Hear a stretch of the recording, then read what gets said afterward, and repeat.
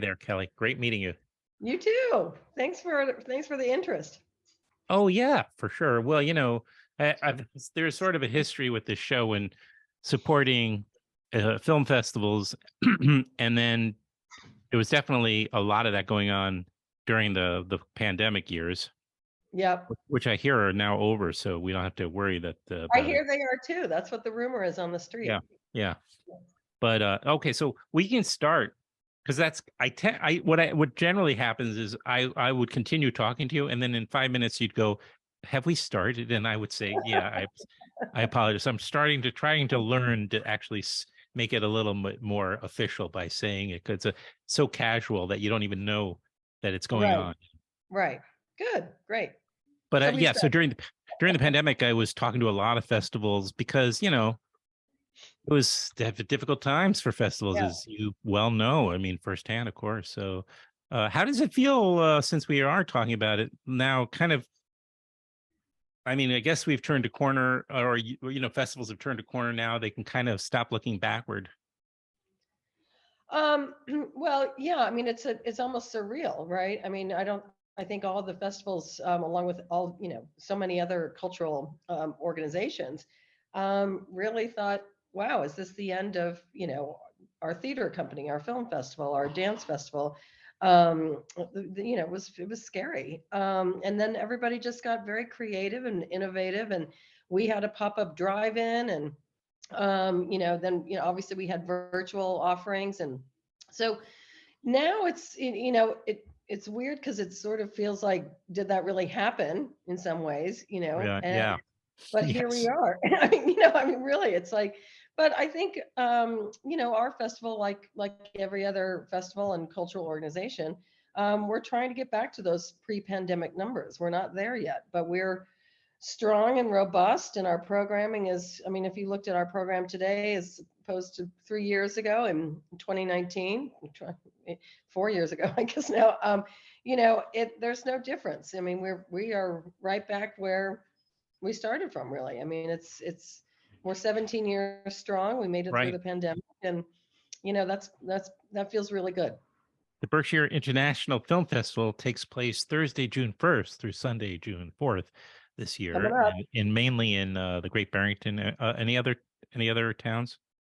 Yeah, we've expanded up Lennox? into Lenox, at Isn't that where you Tanglewood. live? Yeah, I do live in Lenox. Yeah. How convenient for you. I was very convenient. Although most of my time is spent in Great Barrington, so not really that that Yeah. different.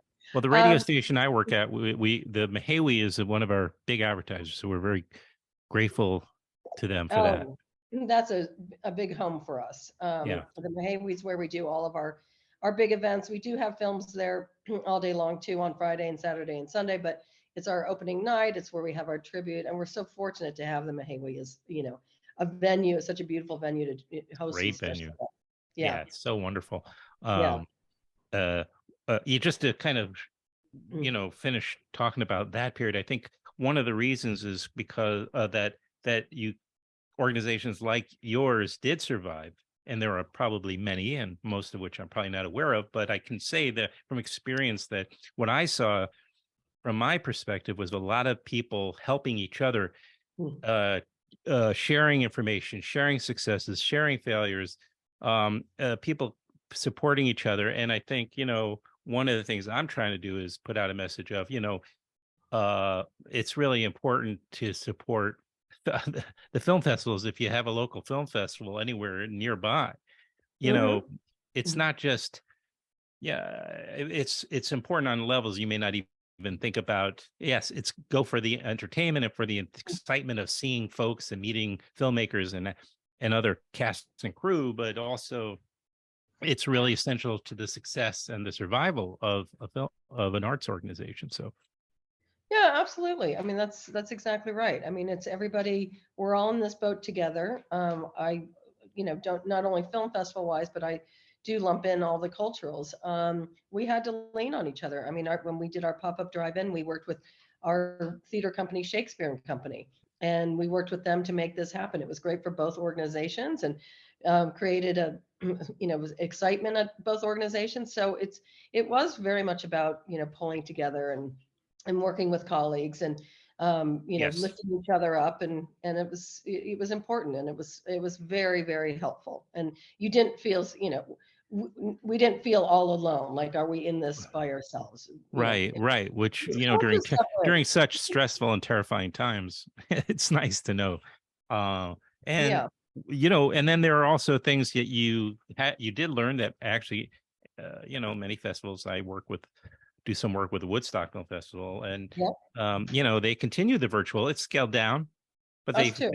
yeah, yeah. It's like, well, there are things we can take away from those, and maybe it's relationships or that you created during there, or events that happened that you realize, oh, we may as well continue. It was, Yeah, absolutely. I mean, why not continue? Because it's intense to go to a film festival, as you know. There's yeah. lots of films that you can't get to.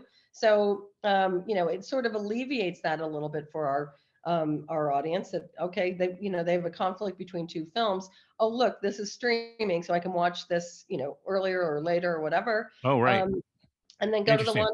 Yeah, so it's really, people love it. People Yeah. get up in the morning and start watching shorts because they want to go to a feature film that's playing at the same time.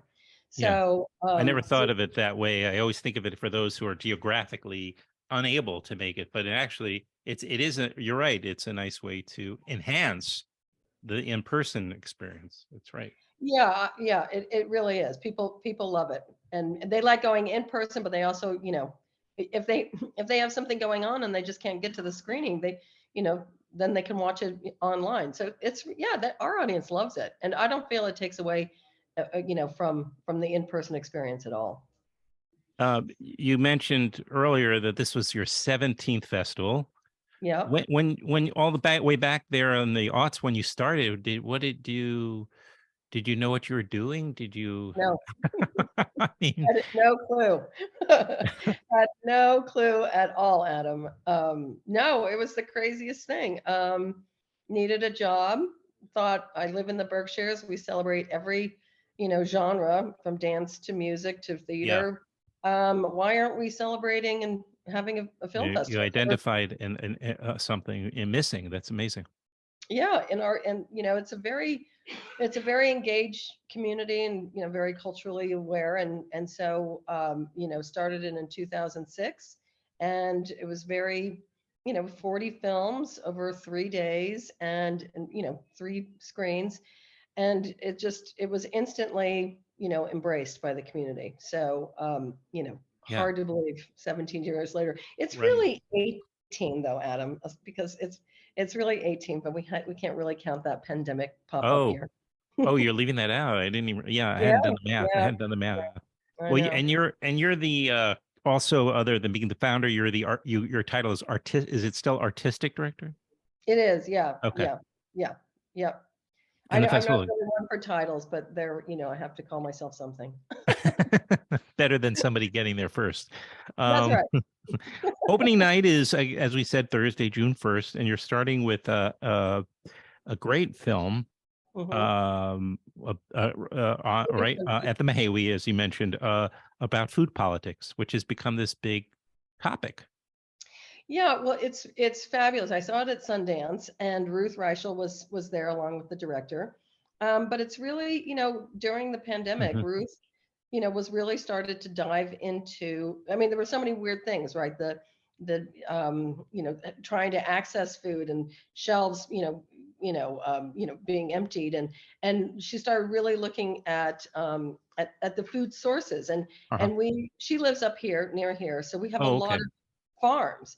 But she really goes across the country, and she takes away she crosses social and political um, lines to really understand how the farmers, the small farmers, are impacted by obviously big ag, but how important they are to communities, and how the pandemic really showed us how really important it is to have local food sources, so you don't have supply chain issues. You can just go get in your car and drive to your own food supply. So it's really wonderful. The people the farmers that she finds are incredible, Mm, and it's very inspiring. It's very inspiring. So Ruth will be here to talk about it afterwards, and she's just, she's brilliant. She's such a icon in the industry and a real trailblazer. And so we're just thrilled she's going to be here and bringing her film. It's very impressive that you get such great folks to the festival. But again, Yeah. it is an arts community there. It has a history. The Berkshires as being a center for artists and a home for artists. Yep. That film is called Food and Country. Is that right? Food and Country. And it Yep. was, and it premiered. And then on Saturday, you're celebrating an actor who I have a lot of affection for, even though he plays pretty much a hard ass in the Avatar movies, but he's actually a very skilled and seasoned actor, Stephen Lang. I saw him in the 80s on Broadway. He's very young, I was barely, as a kid, of course. We went to see Death of a Salesman on Broadway with Dustin Hoffman, and he played Biff or Happy. I don't remember which one, but I think it was. And John Malkovich was the other brother, I might add. Right. But you remember that? I do remember that. I was actually working at the Kennedy Center at the time. Oh yeah. I worked with Stephen way back then because he was in A Few Good Men. He played the Jack Nicholson character, and we tried it out. It was the pre-Broadway run was at the Kennedy Center. So I worked with Stephen 30 some years ago, and I told him that when I invited him to be honored. But we all just loved him back then. I said we all had crushes on him at the Kennedy Center and in the press office. And anyway, he's such a sweetheart. I mean, he's had an amazing career. He's supremely talented. And I'm so fortunate he's coming. And only now he's like become a household, name essentially from those Avatar movies. And that tribute's on Saturday night. And so Saturday at 7 at the Mahawi again. Again at the Mahawi. And then closing night is you're showing a documentary. It's Only Life After All, which I haven't seen. Yeah, I saw that also at Sundance. It was actually the opening night film at Sundance. And it's about the Indigo Girls. And it's wonderful. It's a really deep dive into their decades old career, them as individuals, as activists, as writers, as gay women.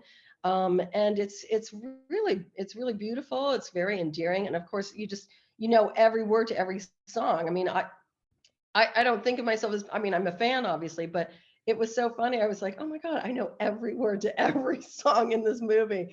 So it's great. It's really a deep dive into them as not only as a folk duo, but as women and activists. It's great. Yeah, Emily and Amy, right?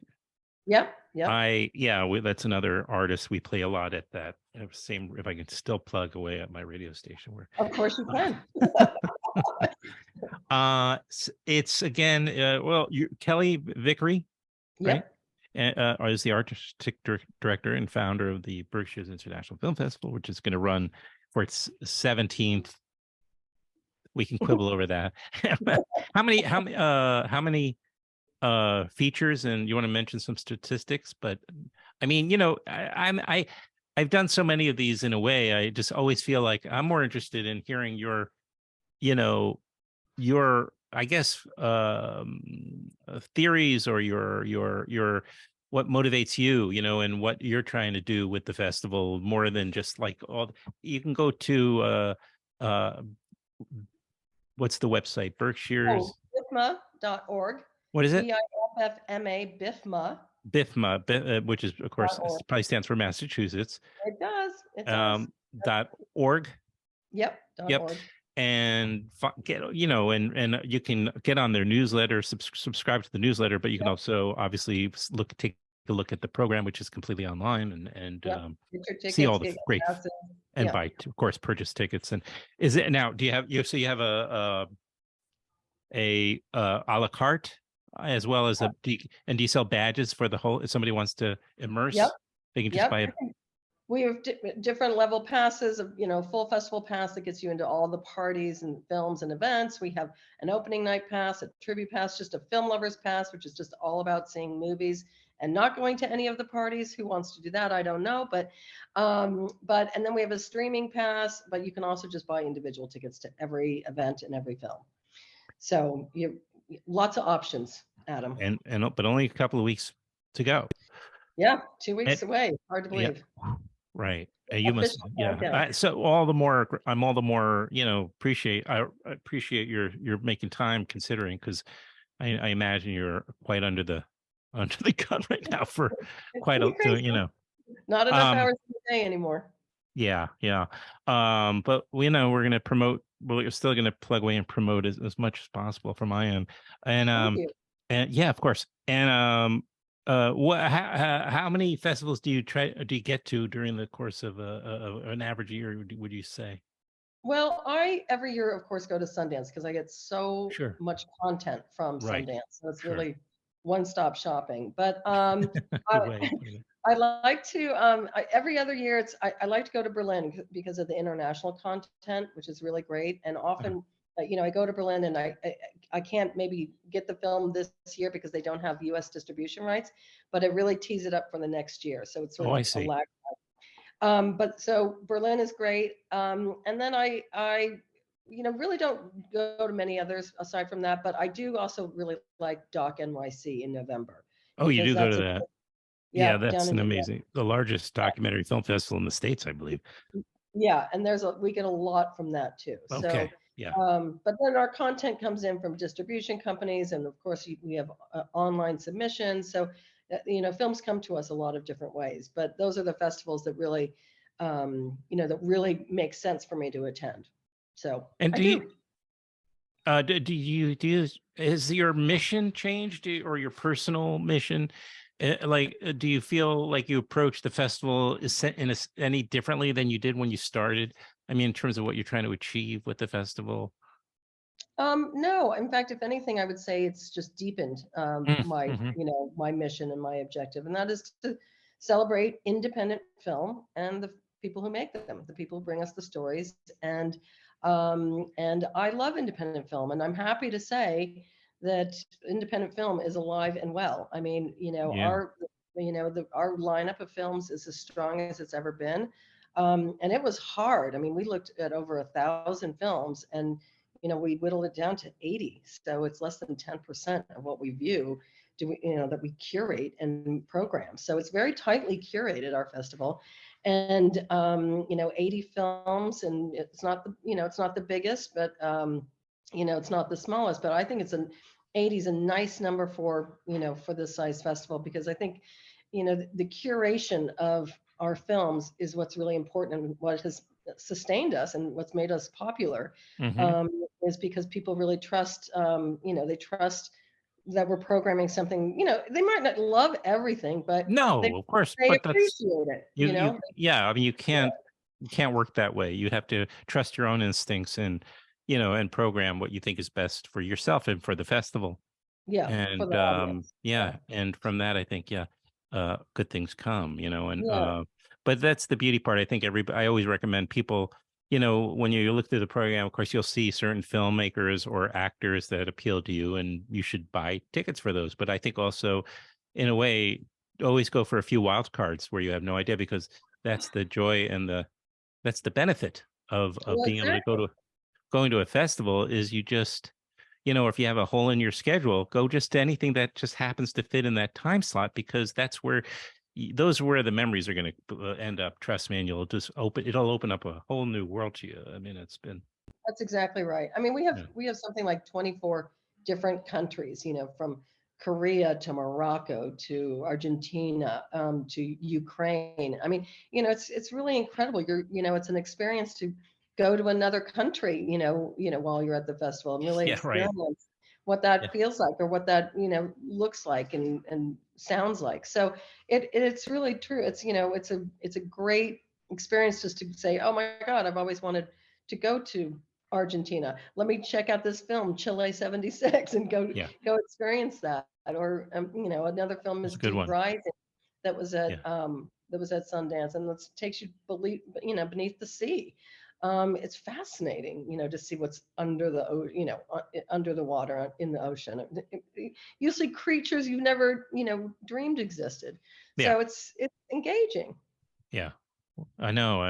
It's true for down in the city as well. I just see lots of creatures I never knew existed. That was low hanging fruit. I apologize. Well, it was, but you know what? It got a all laugh. right. It hit this time. Again, okay. Last time, the Berkshire's International Film Festival is having its 17th season, June 1st through June 4th. And I look forward to coming, and I would love to be there. Please do, So, Adam. I'd yeah. love to have you here. And thank you. Let's try to make this an annual a thing. I would love that. Let's do it. I'm putting it on my calendar for next year. Great. Excellent. Thanks, Adam. Appreciate your Thank you. time. And just while I got you, I'm going to actually end the recording. There.